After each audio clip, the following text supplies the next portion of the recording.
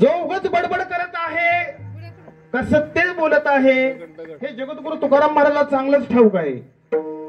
देवानं जरी म्हटलं एखादा हा चांगला आहे, हा संत आहे, ते मान्य करणारे जगद्गुरु तुकाराम महाराज नाहीत. वरवरच या ठिकाणी भाष्य केलं, बोलले तरी अंतकरणाच्या ठिकाणी विषयाचा थारा अशाला संत म्हणाया जगद्गुरु तुकाराम महाराज तयार नाहीत. मग देवा माझं वाईट करायचं असेल तर तू वाईट कर, किंवा चांगलं करायचं असेल तरी चांगलं कर. करीसी ती देवा करी माझे सुखे, करीसी तू देवा करी माझे सुखे, करीसी ती देवा करी माझे सुखे, करीसी ती देवा करी माझे सुखे. करी त्यासी मुखे नामाने संत, परिमितासी मुखे नामाने संत, परिजाती मुखे नामाने संत, परिमितासी मुखे नामाने संत. करीसी ते देवा करी माझे सुखे, परिमित्यासी मुखे न म्हणे संत.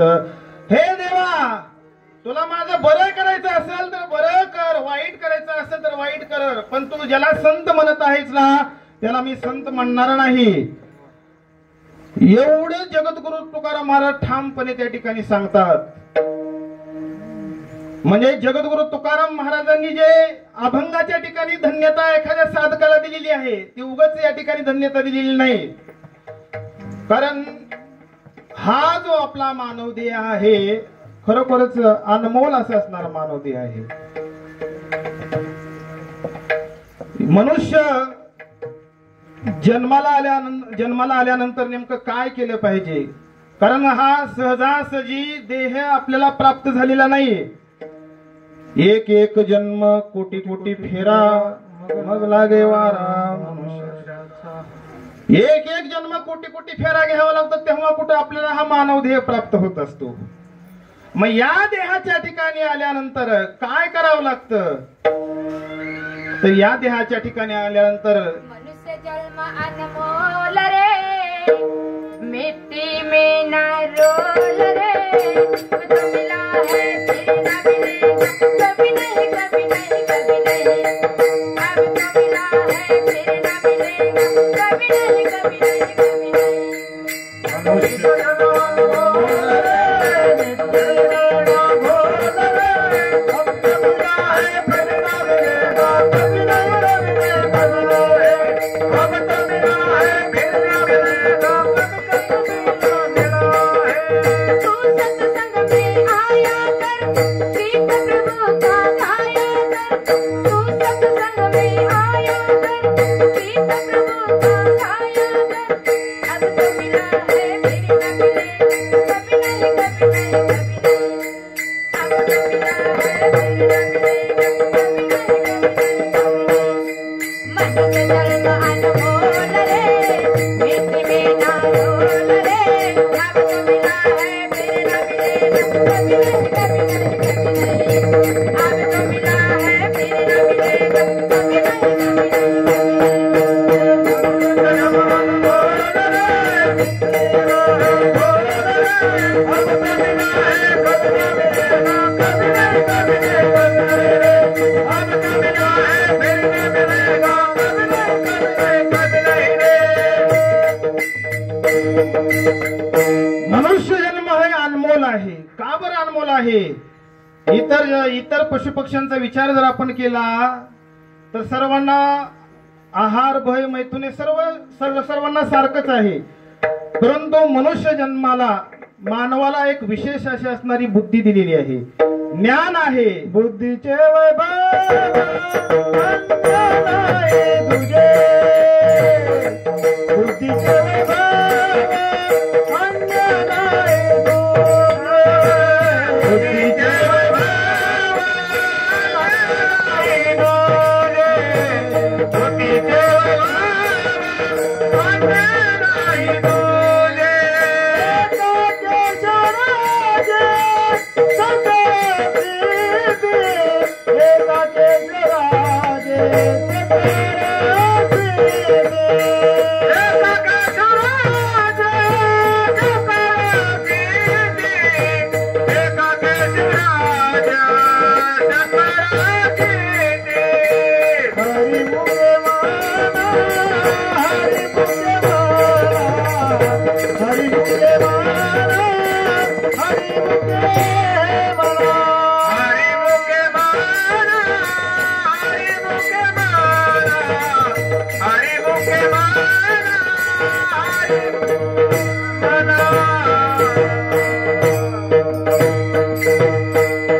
बुद्धीचे वैभव अन नाही दुजे एका केशवराजे सकळ सिद्धी.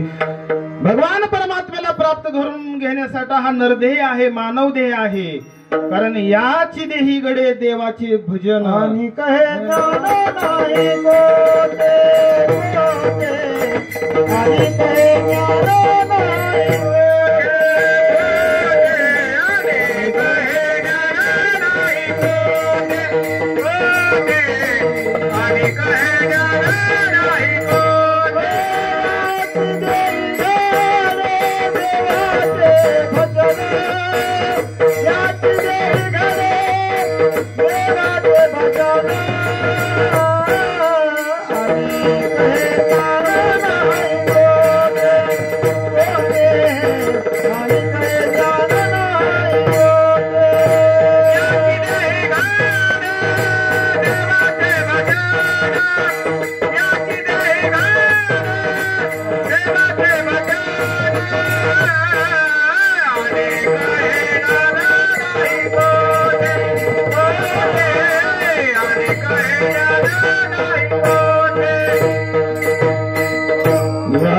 देही गडे देवाचे भजन अनेक ज्ञान नाही कोटे.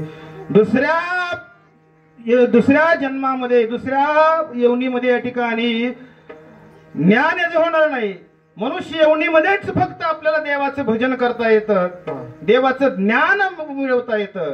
म्हणून भगवंताने जगद्गुरु तुकाराम महाराज म्हणतात, निजात्म प्राप्ती योगे मनुष्य जन्म केला. निजात्म प्राप्तीसाठी देव निजात्म प्राप्ती देवे मनुष्य येऊनी केला, अशा पद्धतीचा अभंग आहे. परंतु साधक जे आहे तो काय करत आहे, भगवंताचा देवावरचा विश्वास त्या ठिकाणी त्याचा उडून गेला. परी तो देवाचा विश्वास बुडवणी विषय संगे निजपतन. विषयाच्या संघामध्ये आल्यानंतर त्या साधकाचं निजपतन झालेलं आहे. कारण नर देह हा केवळ भजनासाठी दिलेला आहे. देवे दिला देह भजने गोमटा, तोय झाला फाटा बाधिकेचा. दिले इंद्रिय हात पाय कान, दिले इंद्रिय हात पाय कान, डोळे मुख बोलाया वचन, डोळे मुख बोलाया वचन, जन जोडसी नारायण, जन जोडसी नारायण, नासे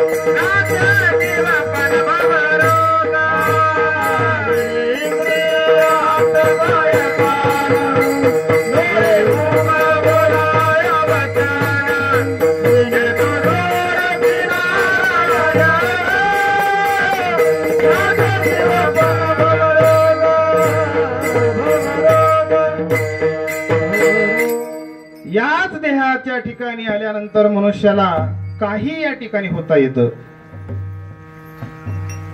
जीवनामध्ये या ठिकाणी आपण जर विचार केला, मनुष्याला त्यानं जर त्या ठरवलं तर त्याला काहीही होता येतं. एखाद्याचा विचार जर असा पक्का झाला आणि त्या विचारावर जर त्यानं काम केलं तर निश्चित त्याला भौतिक अवस्थेमधले सुद्धा पद प्राप्त होतात तर होतात. परंतु पारमार्थिक अवस्थेमध्ये सुद्धा पद प्राप्त होतात. जर एखाद्या साधकाला वाटलं की मला स्वर्ग त्या ठिकाणी भेटावा, त्याला निश्चितच स्वर्ग भेटणार आहे. त्याला वाटलं वैकुंठाला जायचं आहे, वैकुंठाला सुद्धा जाता येतं. इंद्रपद त्याला प्राप्त करायचं असेल, इंद्रपदालाही जाता येतं. नव्हे ब्रह्मदेवाचं पद प्राप्त करायचं जर ठरवलं तर ब्रह्मदेवाचं सुद्धा पद या ठिकाणी प्राप्त होतं. का शत एक जन्मा होनी ब्रह्म कर्मा. शत एक जन्म घ्यायचे आणि त्या जन्माच्या ठिकाणी खरोखरच ब्रह्मकर्म करायचे. जीवनामध्ये ब्रह्मकर्म केल्यानंतर त्यासारखाच ब्रह्मरूप होतो. ब्रह्मदेवाचं सुद्धा त्या ठिकाणी पद प्राप्त करता येतं. म्हणून जीवनामध्ये भजन जर आपण केलं तर निश्चितच भगवान परमात्म्याच्या रूपामध्ये या ठिकाणी आपण गेल्याशिवाय मनुष्य देहाचे ज्ञाने सचितानंद पदवी घेणे. या मनुष्याच्या ज्ञानानं आपल्याला सचितानंद देह पिंड आणि ब्रह्मांड याचं ऐक्य झाल्याशिवाय राहणार नाही. एवढी तादात्म्य वृत्ती या मनुष्य देहाच्या ठिकाणी आहे. आणि म्हणून हा जो मनुष्य आहे तो इतर विकारामध्ये या ठिकाणी लुप्त झाला. त्याला नेमकं आपण जीवनामध्ये काय करावं, आपलं हित कशामध्ये आहे, आपलं अहित कशामध्ये आहे, याची भ्रांत या ठिकाणी जीवाला राहिलेली नाही, झालेली नाही. या निभ्रांत अवस्थेमुळे त्याला आपण नेमकं जीवनात काय करत आहोत आणि काय करत आहोत याचा पडताळा त्या ठिकाणी त्याच्या जीवनामध्ये राहिलेला नाही. आणि म्हणून खऱ्या अर्थानं जर जगाच्या ठिकाणी मनुष्य जीवनाचं नेमकं ध्येय काय असावं, मनुष्य जन्माला आल्यानंतर मनुष्य त्या ब्रह्मपदाला कशा पद्धतीनं, भगवंताच्या स्वरूपाला कशा पद्धतीने मनुष्याला जाता येईल, मनुष्याचं हित कशामध्ये होईल, हे साधू संतांनी या ठिकाणी हुडकून काढलेलं आहे. शोधून आले संत हिताहित जगाते. जगामध्ये नेमकं हित कशामध्ये आहे साधू संतांनी हुडकून काढलेलं आहे. आणि म्हणून या ठिकाणी सांगतात देहाला आलेल्या साधू संतांनी दिवस रात्र त्या ठिकाणी हे प्रयत्न केला, दिवस रात्र कष्ट केला आणि मला ग्रंथ रचना या ठिकाणी केलेली आहे. ग्रंथ संपदा आपल्याला दिली. जगाचं कल्याण करण्यासाठी संत दिवस रात्र धरतात. देह कष्ट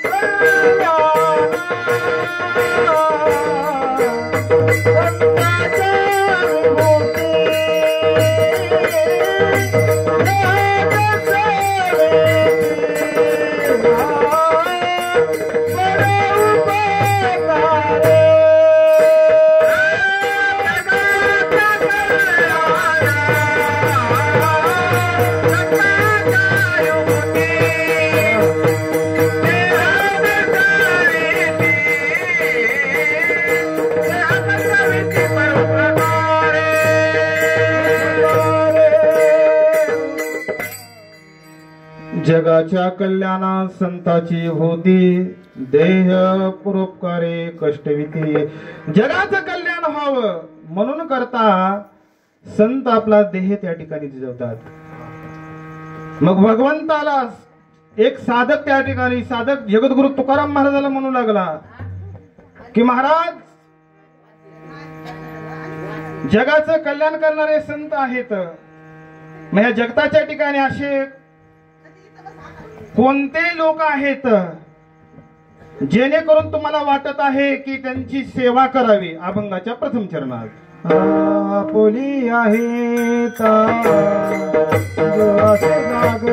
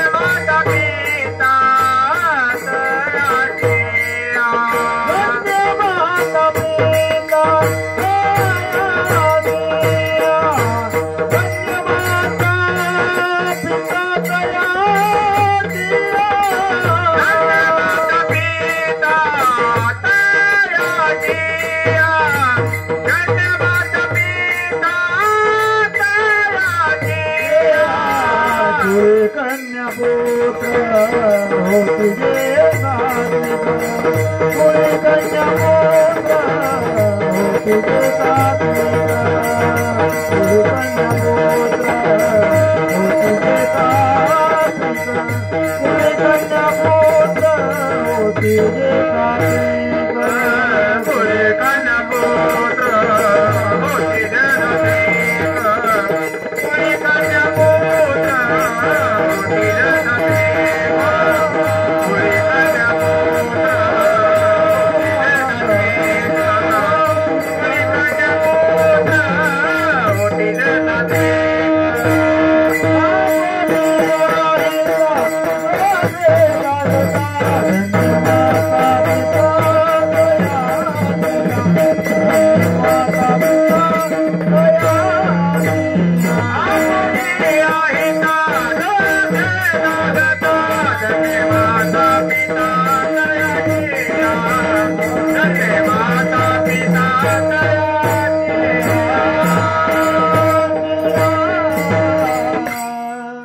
आपुलिया हिता जयसे जगता धन्य माता पिता तयाची जगद्गुरु तुकाराम महाराज या अभंगामध्ये जे आपल्या हिताला जागा आहेत त्यांना धन्यता देतात.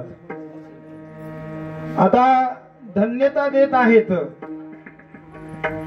त्या साधकाला तर धन्यता देतातच देतात, परंतु त्यांच्या आई वडिलांनाही धन्यते देतात. धन्य माता पिता तयाची इथे एक अशी शंका या अभंगाच्या ठिकाणी निर्माण होऊ शकते की जगद्गुरु तुकाराम महाराज माता पित्याला नेमकं धन्य का म्हणत आहेत? माता पित्याला धन्य म्हणण्याचं नेमकं कारण काय? साधकानं त्याच्या परमार्थिक अवस्थेमध्ये साधना केली असेल, मग माता पित्याला धन्यता देण्याचं काय कारण आहे? तर सर्वसामान्य असं आपण म्हणू शकतो की त्या माता पित्याने चांगले संस्कार त्या साधकावर घातले, चांगले संस्कार दिले, परमार्थाला त्या ठिकाणी लावलं, म्हणून तर धन्यता देत तर नाहीत ना, असंही या ठिकाणी वाटू शकतं. आणि तेही बरोबर आहे. परमार्थाच्या अवस्थेमध्ये कुणाचा तरी अनुग्रह त्या ठिकाणी व्हावा लागतो, कुणाचे तरी संस्कार त्याच्यावर पडावे लागतात, घडावे लागतात, तर तो त्या मार्गाला त्या ठिकाणी प्रेरित होत असतो. पण ज्या माता पित्याला त्यांच्या जीवनामध्ये परमार्थाचा गंध नाही, भक्तीचा गंध नाही, अशाही माता पित्याच्या पोटी सद्गुणी पुत्र जन्माला येतात, हेही या ठिकाणी आहे. तर याचा विचार आपण या ठिकाणी पाहू. शास्त्राने दोन मार्ग सांगितलेले आहेत, एक प्रेय मार्ग आणि एक श्रेय मार्ग. प्रेय मार्गामध्ये आरंभी ज्या मार्गामध्ये सुख असतं आणि त्याचा शेवट हा दुःखामध्ये होतो त्याला प्रेय मार्ग असं म्हणतात. श्रेय मार्ग म्हणजे काय? आरंभी ज्या मार्गामध्ये दुःख आहे परंतु त्याचा शेवट सुखामध्ये होतो त्याला श्रेय मार्ग असं म्हणतात. तर प्रेय मार्गाचं एक साधं उदाहरण आपल्याला या ठिकाणी सांगता येईल. आपल्या या शास्त्रानुसार 4 आश्रम आहेत. पहिला जो आश्रम आहे ब्रह्मचर्य आश्रम, दुसरा गृहस्थ आश्रम, तिसरा संन्यास आश्रम, वानप्रस्थ आश्रम आणि संन्यास आश्रम, असे 4 आश्रम आहेत. पहिल्या आश्रमाच्या ठिकाणी जर ज्ञान आपण जर नाही मिळवलं तर जीवनामध्ये पुढील जे बाकीचे आश्रम आहेत त्यांचं पतन झाल्याशिवाय राहत नाही. ब्रह्मचर्य आश्रमामध्ये जर आपण या ठिकाणी नको ते कृत्य करू लागलो, सुख भोगण्याचा प्रयत्न करू लागलो तर निश्चितच बाकीचं जीवन त्या ठिकाणी शेवट कसा आहे? अधपतनाला गेल्याशिवाय राहणार नाही. याला प्रिय मार्ग म्हणतात. पण याच अवस्थेमध्ये 1 ते 25 वर्षाच्या कालावधीमध्ये जर वयाच्या 1 ते 25 वर्षाच्या कालावधीत ज्ञान ग्रहण केलं तर निश्चितच बाकीचं जे असणार पुढलं आयुष्य हे कशामध्ये जाणार आहे? सुखामध्ये जाणार आहे. ह्याला श्रेय मार्ग म्हणतात. प्रेय मार्ग आणि श्रेय मार्ग असे शास्त्राने या ठिकाणी मार्ग सांगितलेले आहेत. मग जगद्गुरु तुकाराम महाराज अभंगाच्या ठिकाणी सांगतात की बाबा जे स्वतःच्या जीवनामध्ये जागृत आहेत, जागे आहेत, त्यांनी श्रेय मार्गाचं अवलंबन केलेलं आहे. आणि जे विषयामध्ये लुप्त झालेले आहेत, विषयांध झालेले आहेत, ते प्रेय मार्गामध्ये गेलेले आहेत, निश्चितच त्यांचं पतन झाल्याशिवाय झालेलं नाही. मग जीवनाचं जर पतन व्हायचं नसेल तर आपण जागृत असणं गरजेचं आहे. आणि जागा असलं की बरोबर आपलं हित कशामध्ये आहे ते कळाल्याशिवाय राहत नाही. आणि म्हणून जगद्गुरु तुकाराम महाराज सांगतात की जागे व्हा, जागे व्हा. आता जागा रे बाईनो जागा, आता जागा रे बाईनो जागा, आता जागा रे बाईनो जागा, आता जागा रे बाईनो जागा, आता जागा रे बाईनो जागा, आता जागा रे बाईनो जागा,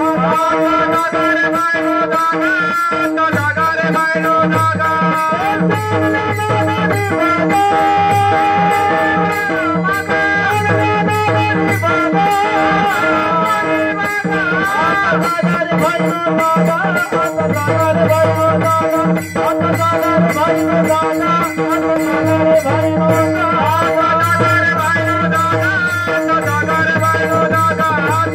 रे बाईनो जागा, आता जागा रे बाईनो जागा.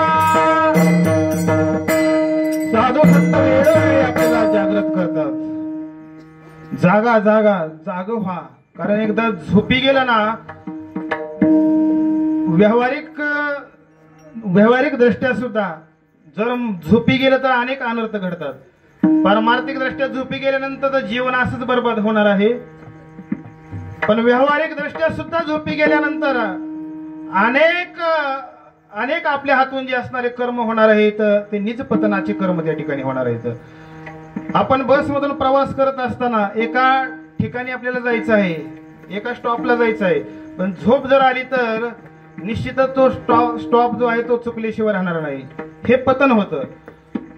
एक असाच प्रसंग महाभारतामधला आहे की भगवान श्रीकृष्ण परमात्म्याच्या उपस्थितीमध्ये महाभारतामध्ये कौरव आणि पांडवाचं घनघोर असं असणारं कुरुक्षेत्राच्या ठिकाणी युद्ध झालं होतं. त्या युद्धाच्या ठिकाणी भगवान श्रीकृष्ण परमात्मा पांडवाला वेळोवेळी मार्गदर्शन करायचे. मार्गदर्शन करत असताना असंच भगवान कृष्ण परमात्म्याची जी बहीण सुभद्रा आहे, सुभद्रेला कृष्ण परमात्म्याने युद्धामधल्या ज्या काही कला आहेत, युद्धामधल्या ज्या व्यूहरचना आहेत, ते व्यूहरचना सुभद्रेला भगवान कृष्ण परमात्म्याने सांगितल्या. सुभद्रेनं मग वेगवेगळ्या भगवान कृष्ण परमात्म्याने नेमकं युद्ध कसं करावं, युद्धामध्ये शत्रू पक्षाकडे कशा पद्धतीने हल्ला करावा, प्रतिहल्ले कसे लुटून लावावे, याचं विवेचन करत असताना सुभद्रेनं भगवान कृष्ण परमात्म्याला विचारलं की हे मधुसूदन, एक चक्रव्यूह नावाचा जो प्रकार आहे युद्धामधला तो नेमकं काय आहे तो आम्हाला सांगा. त्यावेळेस भगवान कृष्ण परमात्मा सुभद्रेला चक्रव्यूह रचना सांगत होते. आणि सुभद्रेच्या पोटी त्या ठिकाणी अभिमन्यू होता. सुभद्रेचा गर्भ त्या ठिकाणी होता. कथा त्या ठिकाणी ऐकत होती. विठ्ठल विठ्ठल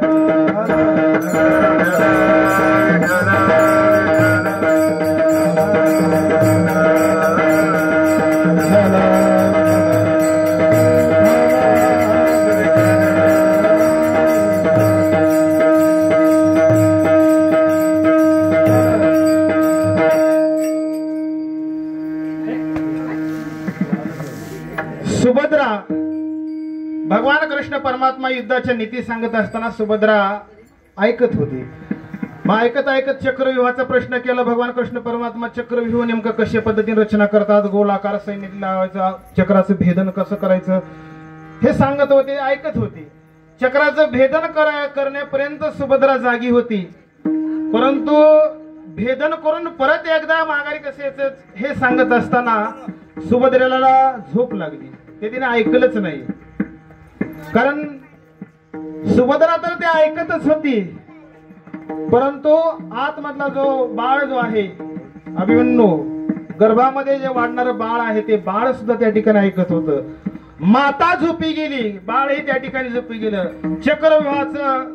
चक्रव्यूह भेदन करण्याचं ज्ञान अभिमन्यूनं सुभद्रेच्या पोटी शिकला, परंतु झोप लागल्यामुळं बाहेर कसं यायचं हे ज्ञान त्या ठिकाणी न झाल्यामुळं या कुरुक्षेत्राच्या युद्धाच्या ठिकाणी अभिमन्यूला चक्राचं भेदन केलं आणि बाहेर कसं यावं याचं ज्ञान नसल्यामुळं कौरवाच्या तावडीत तो सापडला आणि गतप्राण झाला. एवढी हानी या ठिकाणी झोपीमुळे होत असते. म्हणून जगद्गुरु तुकाराम महाराज सांगतात की बाबा जागे व्हा, जागे व्हा. जागे कोण झाले? आता जागे व्हा आणि आपलं हित साधा म्हटलेले आहे. आपुलिया हिता, आपलं हित कशामध्ये आहे बाबा ते तुम्ही साधा. तर 3 प्रकारचा वर्ग आपल्याला या ठिकाणी करता येऊ शकतो. या जगामध्ये 3 प्रकारचेच वर्ग या ठिकाणी जे हिताच्या ठिकाणी जागृत आहेत ते करू शकतात. जे आपल्या हितासाठी जागृत आहेत, ज्यांना आपल्याला हित माहित आहे पण ते आपल्या हिताला जागृत नाहीत, असा एक वर्ग. ज्यांना आपलं हित माहित आहे पण ते हिताला जागृत नाहीत. ज्यांना आपलं हितही माहित नाही आणि ते जागृतही नाहीत, असा एक वर्ग आहे. आणि तिसरा वर्ग असा की ज्यांना आपलं हितही माहित आहे आणि ते जागृतही आहेत. तर ज्यांना आपलं हितही माहित नाही ते जागृतही नाहीत म्हणजे ते कसे आहेत? ते तामसिक प्रवृत्तीचे आहेत. त्यांना नेमकं आपण जन्माला कशासाठी आलेले आहोत? अनमोल असा असणारा हा नरदेह भगवंताने आपल्याला का दिला? एवढ्या मोठ्या या ब्रह्मांडामध्ये या पृथ्वी तलावर आपण जन्माला कशासाठी आलो याचं ज्ञान त्या ठिकाणी त्यांना नाही. विषय अंध होऊन काम क्रोध लोभ मद मत्स अहंकार या विषयामध्ये अडकून त्या ठिकाणी आपलं हित कशात आहे, काय केलं पाहिजे हे त्यांना त्या ठिकाणी त्याचं ज्ञानच या ठिकाणी नाही. असा एक वर्ग आहे. आणि ज्यांना हित माहित आहे पण ते जागृत नाहीत. हित कोणाला माहित आहे? जे परमार्थ अवस्थेमध्ये स्वारस्य झालेले आहेत, जे भक्ती या ठिकाणी करतात, भक्तीच्या मार्गावर आहेत, परंतु ते तर कुठे जागृत आहेत?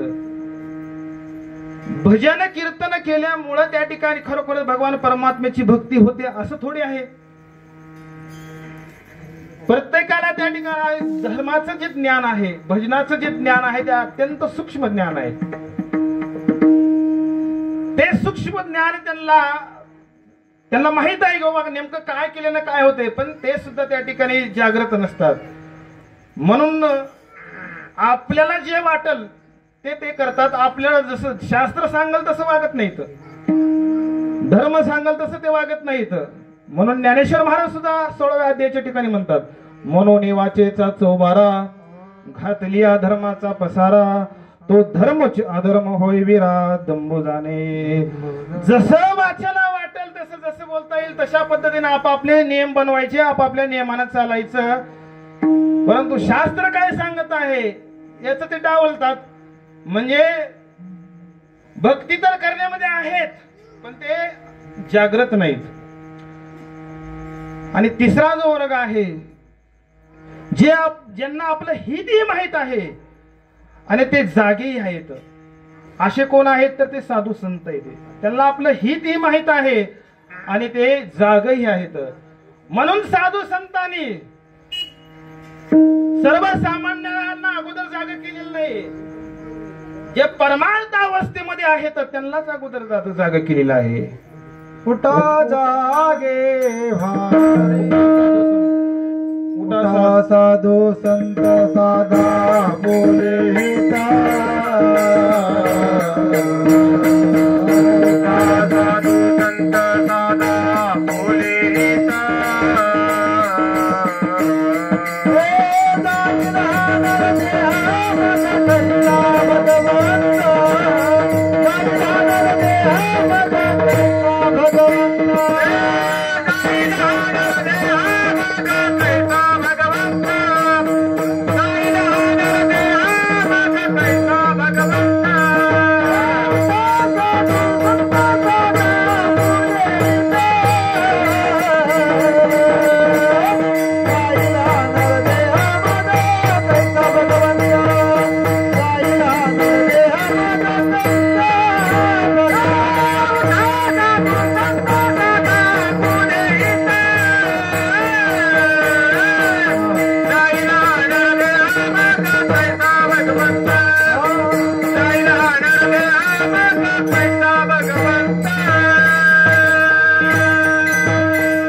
जगद्गुरु तुकाराम महाराजांनी अगोदर साधू संताला जागा केलेला आहे. उठा साधू संत,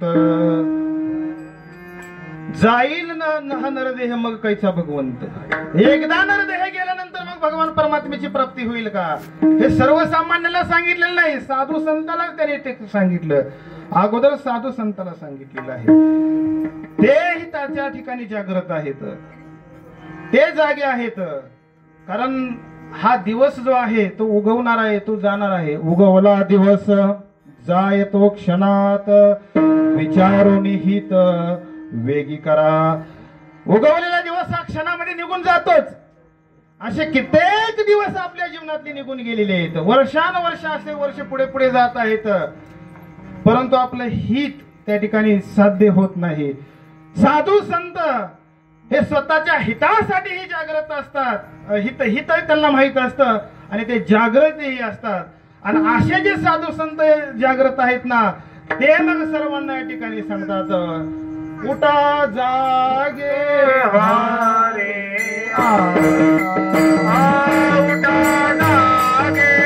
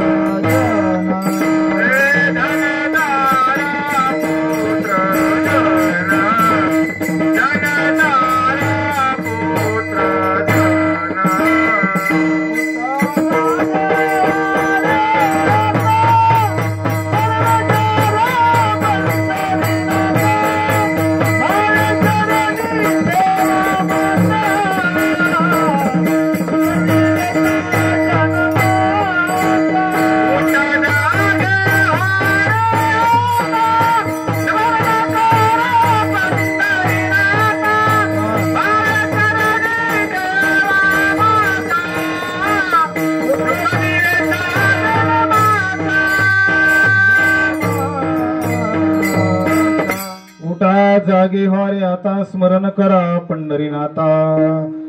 उठा उठा जागे व्हा आणि भगवान परमात्म्याचं स्मरण करा. भगवान परमात्म्याला त्या ठिकाणी शरण जावा.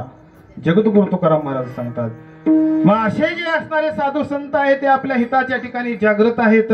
त्यांना हितही माहित आहे आणि ते जागेही आहेत. जगजोगी जगजोगी जाग जाग बोलती, ऐसे जागविले जन, केले होते संचित केले दान. अशा पद्धतीने हा अभंग आहे.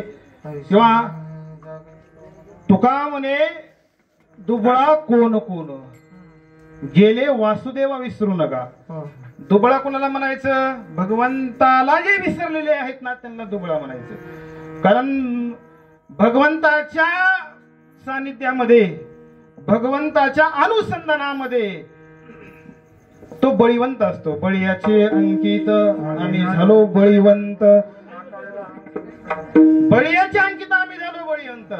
जगद्गुरु तुकाराम महाराज सांगतात विठ्ठल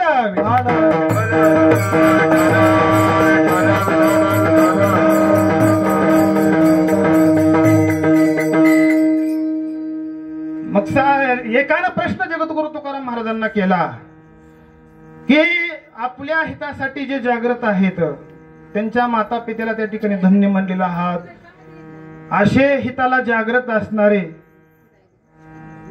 नेमकं यांनाच का बर धन्य म्हटलं तर अभंगाच्या द्वितीय कोणी कन्या पुत्र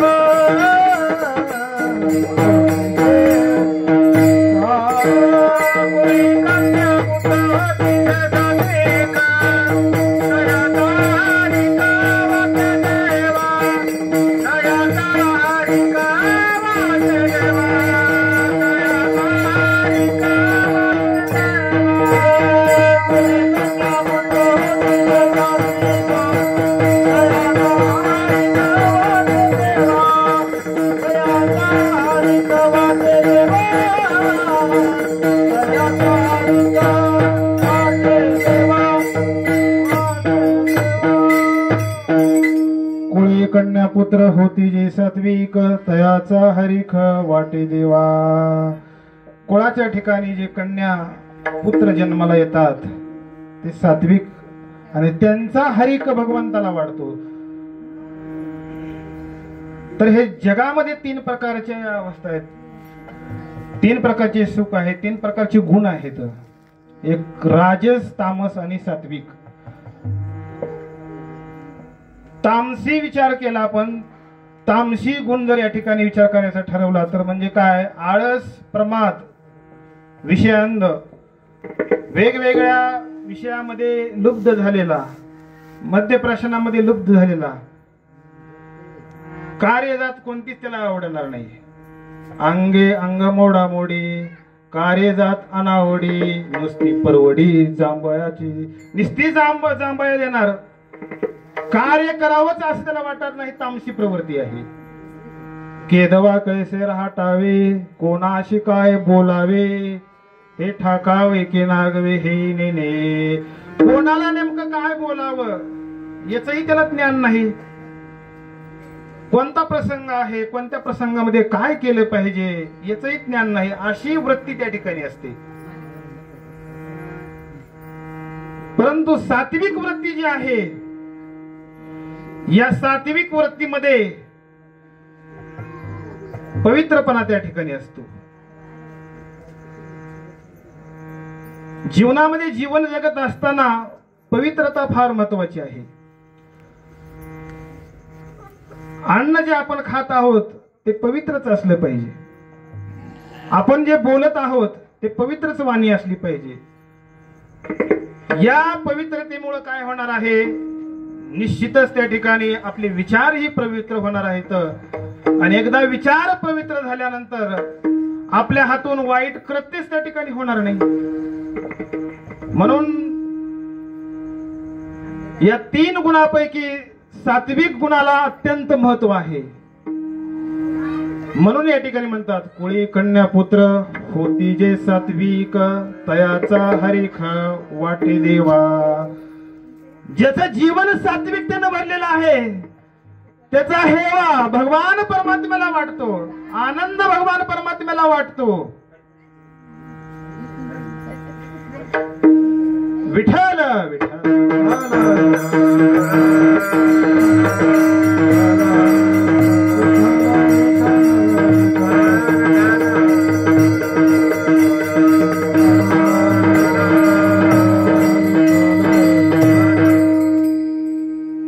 ज्याने सात्विकतेचं जीवन त्या ठिकाणी अंगीकारलेलं आहे त्याच्या हातून परमार्थ घडतो, त्याच्या हातून हे सत्कार्य होत असतात. म्हणून त्या ठिकाणी संत ज्ञानेश्वर महाराज म्हणतात, जे पितरा ते तारिती पूर्वजा ते उद्धरती, आयसा पुत्र म्हणते तो पुत्र दुर्लभ जाण. अशा पद्धतीने ववी आहे ते. म्हणजे जे पितरा ते तारिती आणि पूर्वजा ते उद्धरती. आपल्या कुळामध्ये जे पूर्वज आहेत त्यांचा उद्धार करण्याचा विचार येणं म्हणजे तिथं सात्विकता आहे. कर्मी उद्धार पावेन, उद्धार पावेन, काय कृपा करीन नारायण, हो काय कृपा करीन नारायण. आईसे तुम्ही सांगा संतान, आईसे तुम्ही सांगा संतान.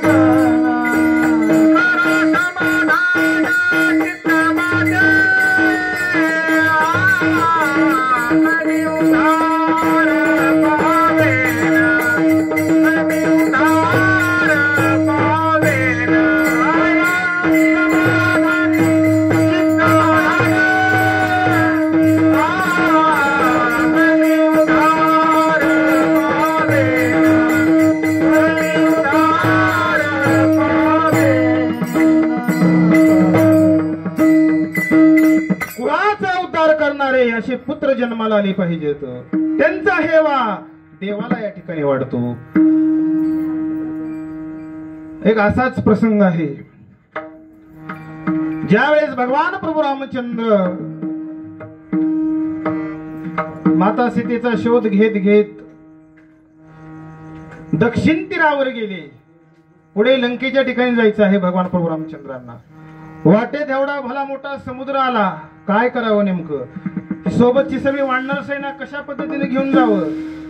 प्रभू रामचंद्राने त्या ठिकाणी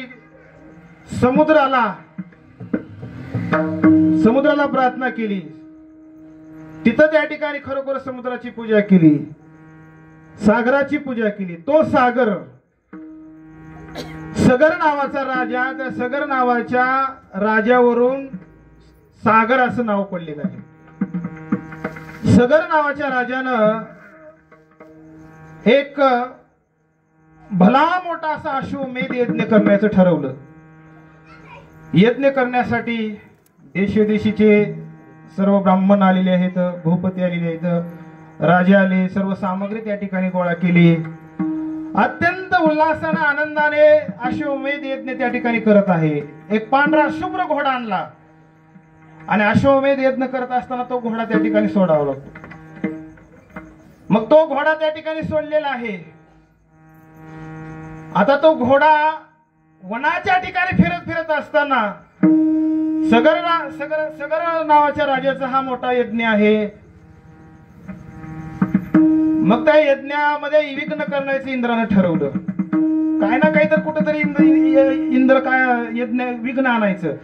कारण पृथ्वी तलावर काहीतरी एखादं पुण्याचं कार्य घडू लागलं तर ती इंद्रपद त्या ठिकाणी डळमळतं. इंद्रानं लगेच काय म्हणलं, याच्या यज्ञामध्ये विघ्न आणायचंय. म्हणून तो घोडा अरण्यामध्ये फिरत असताना इंद्रानं तो घोड्याला पकडलं आणि त्या घोड्याला पकडून कपिल नावाचे जे मुनी आहेत, ऋषी आहेत, कपिल नावाच्या ऋषीच्या आश्रमाच्या ठिकाणी घोडा नेऊन बांधला आणि तो इंद्र निघून गेला. मग आता इकडे यज्ञाच्या ठिकाणी घोडा आणायचा आहे. घोडा आणण्यासाठी सगर राजाला 60,000 मुलं, 60,000 मुलांना घोडा पकडण्यासाठी पाठवलं. मग घोडा पकडण्यासाठी सर्व मुलं त्या ठिकाणी गेली, शोधाशोध करू लागले अरण्याच्या ठिकाणी. कपिल मुनीचा आश्रम, त्या आश्रमाच्या ठिकाणी घोडा दिसला. मग आश्रमाच्या ठिकाणी मुनी अगदी ध्यानस्थ बसलेले आहेत, तप त्यांचं सुरू आहे. हे सर्व पुत्र आले आणि काहीतरी त्या ठिकाणी, पुत्र म्हटल्यानंतर काय, थोडं काहीतरी करावं वाटणार त्यांना. कपिल मुनीची तपश्चर्या भंग होईल असं त्याने त्या ठिकाणी कृत्य केलं आणि कपिल मुनी एकदम त्या ठिकाणी तपातून बाहेर जागे झाले. डोळे उघडल्या पाहतात तर अशा पद्धतीने 60,000 पुत्र. एवढा राग त्या कपिल मुनींना आला, त्यांच्या डोळ्यातून क्रोधाग्नी बाहेर पडला आणि त्या क्रोधाग्नीला हे सर्व 60 पुत्र त्या ठिकाणी भस्म झाले. म्हणून जीवनामध्ये महत्वाचं काय आहे, आपण आपल्याकडून परमार्थ होत असला परमार्थ करावा, जर होत नसला तर परमार्थाच्या मार्गामध्ये अडथळा आणू नये. साधू संतांची उपासना करू नये, ग्रंथाची उपासना करू नये. या साधू संतांची ग्रंथाची जर आपल्याकडून अवहेलना झाली तर याच्यासारखं या ठिकाणी पाप खरोखरच या जगताच्या ठिकाणी दुसरं कोणच त्याला त्या ठिकाणी त्या पापातून निर्मुक्त करू शकत नाही आणि अनहित झाल्याशिवाय राहणार नाही. म्हणून त्या ठिकाणी 60,000 पुत्र भस्म झाले. आता इकडे सगर राजाला चिंता लागली, पुत्र नेमका आपले घोडा पकडण्यासाठी गेलेले तर कुठं गेले, काय झाले, सगळीकडे शोधाशोध झाली. कळालं की पुत्र अशा पद्धतीने गेलेले. मग त्याच सगर राजाचा जो नातू आहे ते अंशुमान नावाचा नातू आहे. अंशुमानाला काही ऋषींना सांगितलं की बाबा असं झालेलं आहे, मग आपल्या पितरांचा उद्धार करायचा आहे, पितरांचा उद्धार केला पाहिजे. कारण आपण जरी भक्ती करत असलो, भगवंताची सेवा करत असलो, दररोज आपण भगवंताचे नामचिंतन करत जरी असलो, ते शास्त्रानं जे सांगितलेलं आहे त्या मार्गाने गेलेच पाहिजे. आपण भगवान कृष्ण परमात्म्याने पितरांची पूजा केली आहे, पितराचा उद्धार केलेला आहे. साक्षात विश्वाचा मालक ज्याने संपूर्ण विश्वाला एका अंशाने धारण केलेला आहे. माझे नेकी अंशे हे जग व्यापिले असे, असा जो भगवान परमात्मा त्यानं ते कार्य केलेलं आहे. म्हणून मानवानेही ते कार्य केलं पाहिजे. अंशुमन नावाचा जो सगराचा नातू आहे त्यांनी मग पितराचा उद्धार करण्यासाठी काय तर त्यांना सांगितलं की बाबा गंगा त्या ठिकाणी गंगेचा स्पर्श केला पाहिजे, गंगेची पूजा केली पाहिजे. म्हणून अंशुमानानं तपश्चर्या करायला सुरुवात केली. तपश्चर्या करत असताना गंगा काही प्रसन्न झाली नाही, त्याच्यातच त्याचा मृत्यू झाला. त्या अंशुमानाचा पुत्र दिलीपानं या ठिकाणी तपश्चर्या केली तर दिलीप राजालाही गंगा प्राप्त झाली नाही. आणि त्या दिलीपाचा पुत्र भगीरथ नावाचा राजा, भगीरथ नावाच्या राजानं तपश्चर्या केली, त्या भगीरथ राजाला गंगा प्राप्त झाली. धन्यवंशी जन्मला भगीरथ, गंगा आणोनी तेने केले पूर्वज मुक्त. धन्य धन्य भगीरथ म्हणले.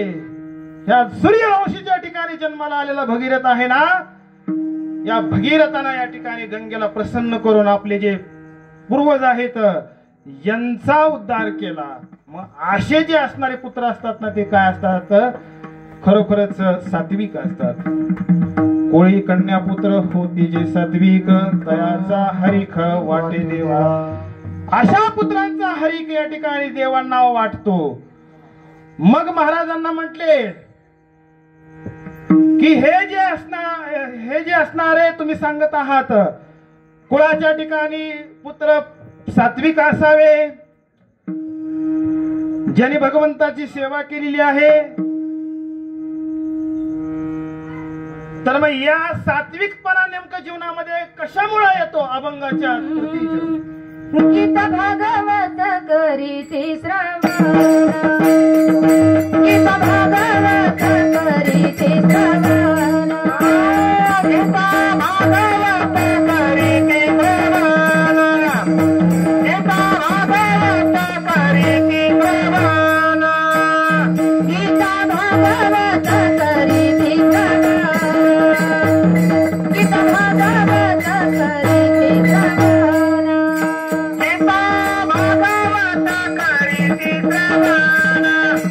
गीत भागवत करीती श्रवण. अखंड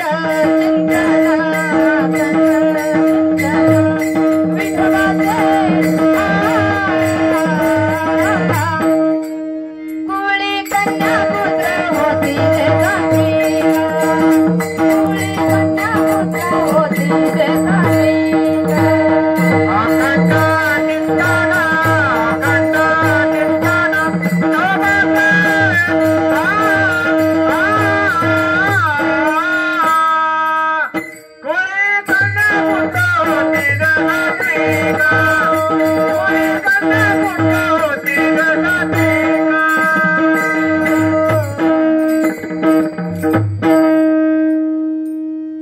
जीवनामध्ये सात्विकता का निर्माण होते? गीता भागवत करीती श्रवण, अखंड चिंतन विठोबाचे.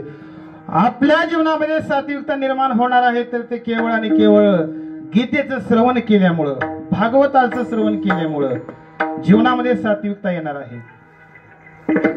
कारण गीता काय आहे? हे उपनिषदांचे सार, सर्व शास्त्रांचे माहेर, परमहंसी सरोवर उदयले जे. साक्षात गीता ही भगवंताचीच मूर्ती आहे. गीतेविषयी बरंच साधू संतांनी लिहिलेलं आहे. भागवत असेल, भागवतासारखा महापुराण जे आहे, त्या भागवतासारख्या महापुराणाची कथा जर श्रवण केली तर आपल्या शरीरामध्ये असणारे पापे आहे ते पापे हळूहळू नाहीसे होतात आणि आपल्या जीवनामध्ये सात्विकता येत असते. कारण परीक्षित राजाच्या जीवनामधला प्रसंग सर्वांना माहितच आहे. एक साधू त्या ठिकाणी तपश्चर्या बसलेला, उगाच चालत चालत साधूच्या गळ्यामध्ये साप टाकला आणि डोक्याच्या ठिकाणी दुर्बुद्धी सुचली. दुर्बुद्धी सुचल्यानंतर साप टाकला आणि मग तक्षकानं शाप वगैरे दिला. 7 दिवसामध्ये मरण. भागवताचं श्रवण केले. सर्व कथा या ठिकाणी माहिती आहे. गीता भागवत करीती श्रवण, अखंड चिंतन विठोबा. आपण दररोज भगवान परमात्म्याचं नाम चिंतन करावं. अखंड अनुसंधान त्या ठिकाणी तुटलं नाही पाहिजे. अहो, ज्या वेळेस हनुमंतराय लक्ष्मणाला शक्ती लागल्यानंतर द्रोणागिरी पर्वत आणायला गेले, वाटेने जात असताना नाना प्रकारचे संकट आलं. काळनेमी राक्षसाचं संकट आलं. काळनेमी राक्षसाचा वध हनुमंतरायांनी केला. पुढे द्रोणागिरी पर्वताच्या ठिकाणी गेले. तिथं गेल्यानंतर औषधीने चकवा दिला. नेमक्या औषधी पूर्वेला औषधी चमकत आहे, तिकडे जाऊन गेल्या तर पश्चिमेला औषधी दिसू लागल्या, उत्तरेला दिसू लागल्या. हनुमंतरायाच्या हातामध्ये औषधीच येत नव्हत्या. काय करावं आता काय नाही. परंतु अंतरात्मा रघुनंदन, अंतरात्मा रघुनंदन कोणच नाही म्हणले. एकमेव जो असणारा माझा भगवान प्रभू रामचंद्र आहेत आणि सातत्यानं हृदयाच्या ठिकाणी रामनामाचं अनुसंधान असल्यामुळं हनुमंतरायाला तिथं बुद्धी सुचली. कशामुळे सुचली? हे अखंड चिंतन असल्यामुळे. काय बुद्धी सुचली आणि काय केलं? मी औषधी मला चकवा देत आहेत ना, हा पर्वतच या ठिकाणी घेऊन जाऊ म्हटले. हे बुद्धी देणारे कोण आहेत? भगवान प्रभू रामचंद्र आहेत. हनुमंतरायाला त्या प्रसंगातून सोडवणारा कोण आहे? केवळ नाम आहे. राम नामाचं अनुसंधान हृदयाच्या ठिकाणी असल्यामुळं हनुमंतरायाला त्या प्रसंगातून ते सोडले, पर्वत घेऊन त्या ठिकाणी आणले, औषधी दिलेल्या लक्ष्मणाचा प्राण वाचला. म्हणून म्हणतात पांडुरंग ध्यानी पांडुरंग म्हणे जागृती स्वप्ने पांडुरंग, अशी अवस्था त्या ठिकाणी झाली पाहिजे. आणि जर अशी अवस्था असणारे जे साधक आहेत ते साधक खरोखरच त्या ठिकाणी धन्य आहेत. जगद्गुरु तुकाराम महाराज सांगतात, जे आपल्या हिताला जागृत आहेत, ज्यांच्या कुळामध्ये त्या ठिकाणी सात्विक पुत्र जन्माला आलेले आहेत. कशामुळे आले तर त्यांनी सातत्याने भगवंताची सेवा केलेली आहे, भगवंताचं नामचिंतन केलेलं आहे, कथेचा पवाडा गायलेला आहे. दीन रजनी हाची दंदा गोविंदाचे पवाडे, अशा पद्धतीने ज्यांनी हे केलेलं आहे ना, त्यांची जर सेवा करण्याचा माझ्या जीवनामध्ये प्रसंग आला तर माझ्यासारखा भाग्यवान, माझ्यासारखा दैवी कुणीही नाही. अभंग तुका म्हणे माझा भगवानची सेवा, तुका म्हणे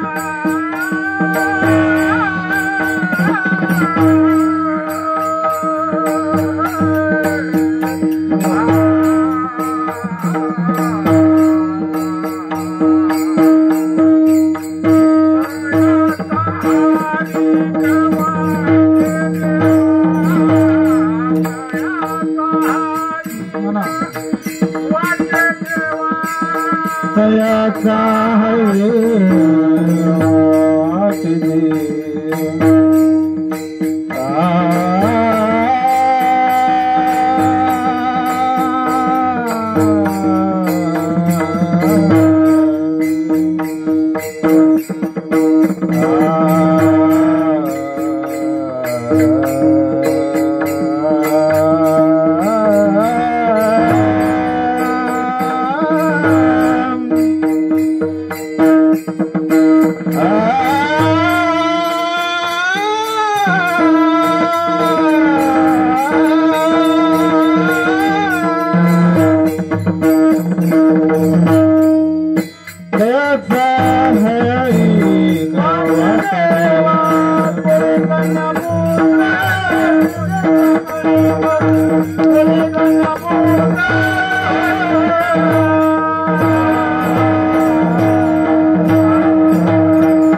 विठोबा रखुमा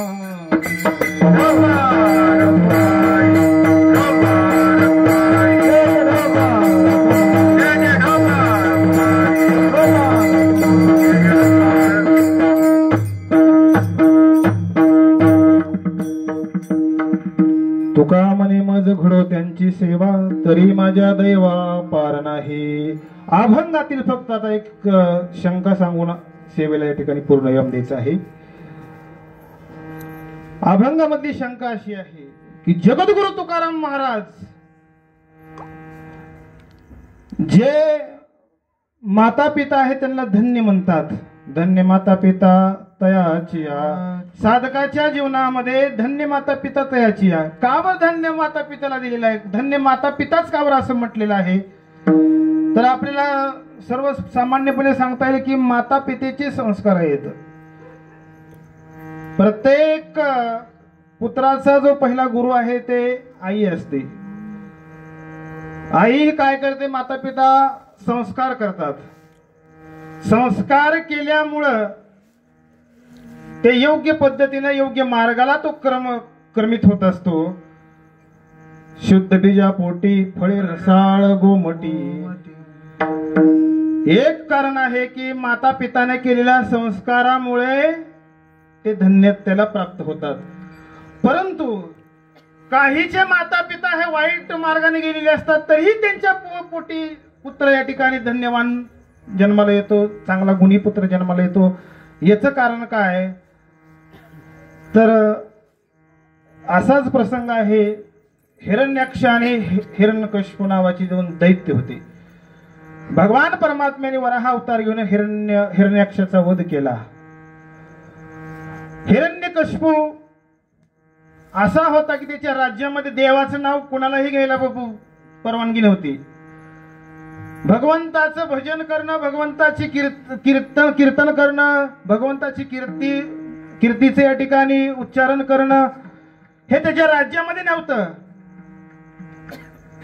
हिरण्याक्षाचा वध केल्यामुळे हिरण्याक्षाचा वध केल्यामुळं हिरण्यकशिपूला भगवंताचा एवढा तिटकार आला होता की त्याने ठरवलं आता ईश्वराला जिंकायचं म्हटलं. म्हणून त्याला तप करायचं ठरवलं.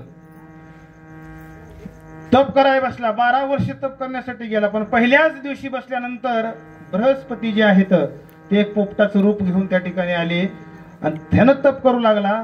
तिथं नाव त्या ठिकाणी पोपट त्या ठिकाणी उच्चार करू लागला, नारायण नारायण नारायण नारायण नारायण नारायण.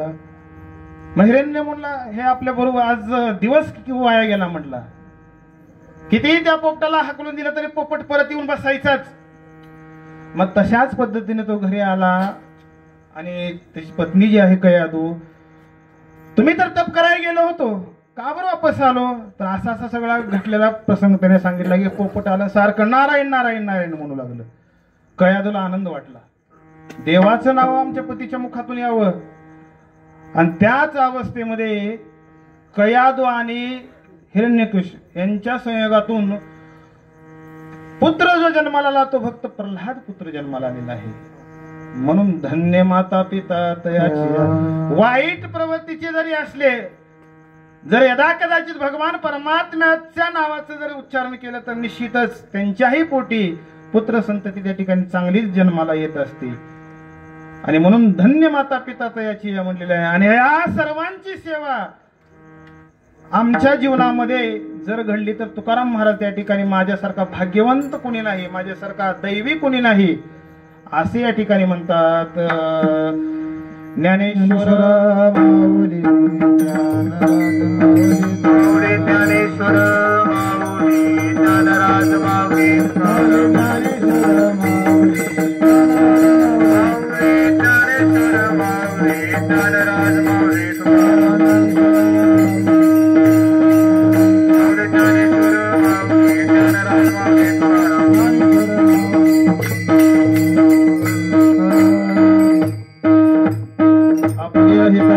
जगत धन्य माता पिता तयाची या कोळी कन्या पुत्र होती जय सात्विक तयाच हरिक वाटे देवा. गीता भागवत करीती श्रवण अखंड चिंतन विठोबाचे. कोळी कन्या पुत्र होती जय सात्विक तयाच हरिक वाटे देवा.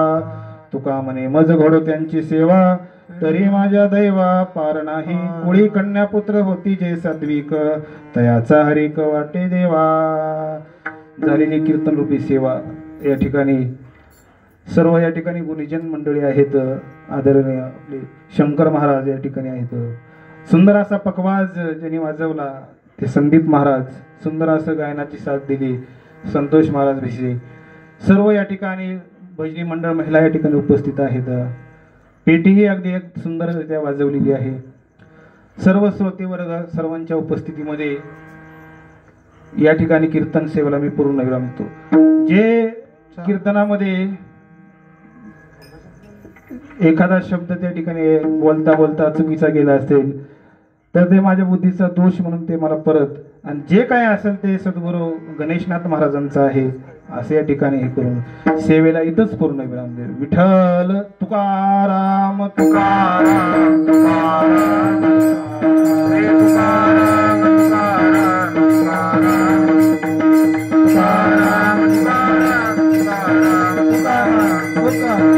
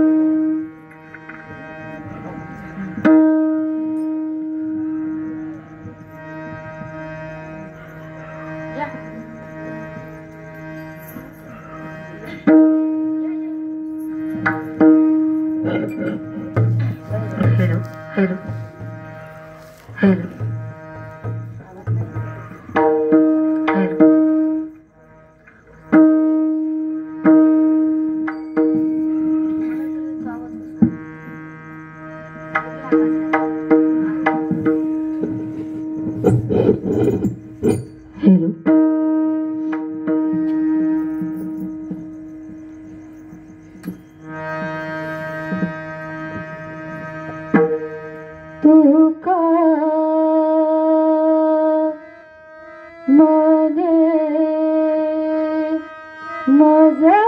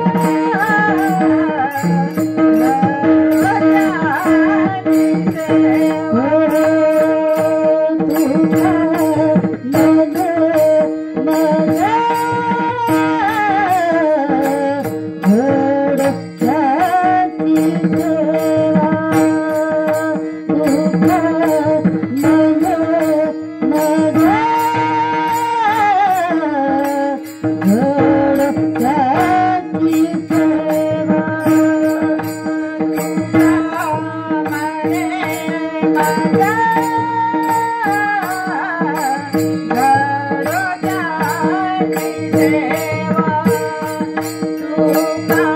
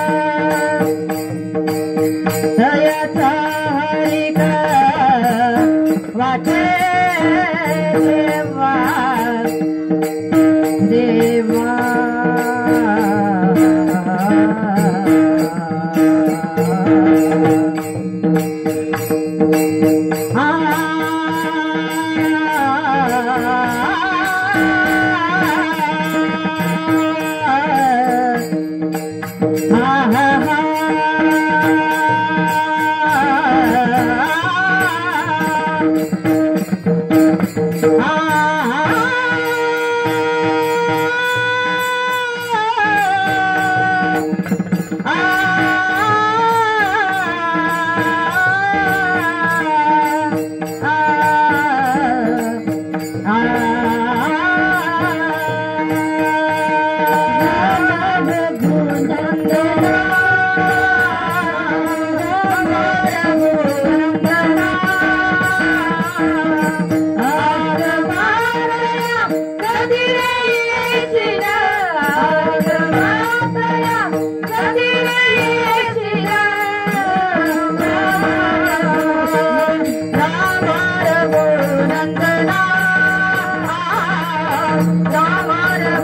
Nandana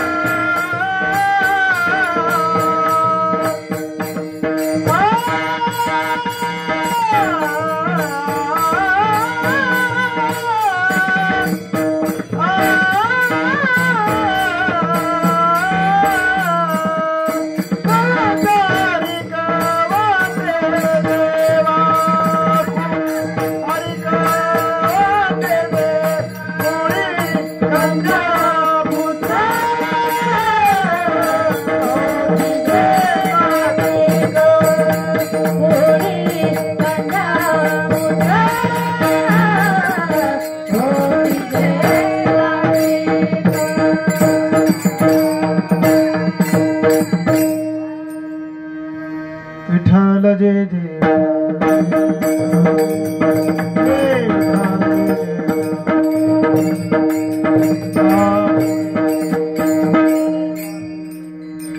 कराक्षण अपराध महाराज तुम्ही सिद्ध नारी विचारीला अधिकारिया कराक्षण अपराध महाराज तुम्ही सिद्ध ज्ञानेश्वराला पाया गतीचा कराक्षण अपराध महाराज तुम्ही सिद्ध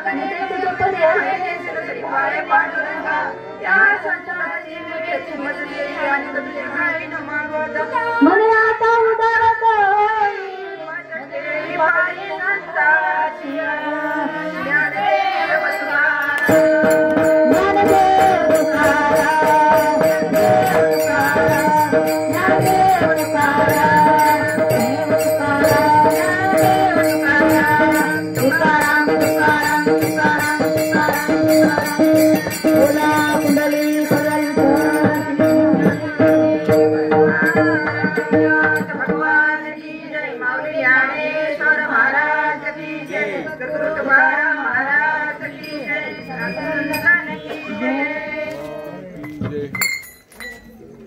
नारळ